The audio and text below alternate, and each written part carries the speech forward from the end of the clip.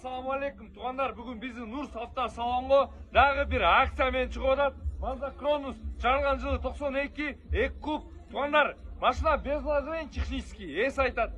Бірлі мотор замена масла қылыш керек, болды туғандар. 4 өтің, зима дөңгелекті, на дисках, 2 куб. 92 шығарылған жылы кузовды өзіңер көргендей туғандар, кузовды өзіңер көргендей.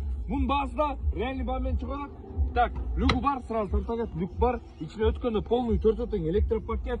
На механике туғандар мафону бар. Как положено, салондарда эле мындай айтканда айрылган жерлер жок экен салонда элечи.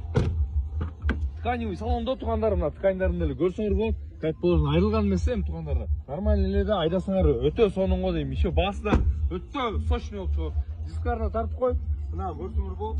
Так, 626 Кронус туғандар, бұл жақ бетінде көріліп, кузовсыңар өзіңер көргендей туғандар, по фактучу. Ошо необычный, көбімді туғандар, шығарған жыл 92, да бір жол информация бере кетейін. Вложение, только мотор майын қотырыш керек, анан болды туғандар, айдайсыздар. Бұның басы реально шықты 90 000 сом туғандар. Кимге қызық болса, біздің Нұрс автосалон қайырлы бересіздер, 0556 23 20 70 нөміріне. Ассаламу алейкум.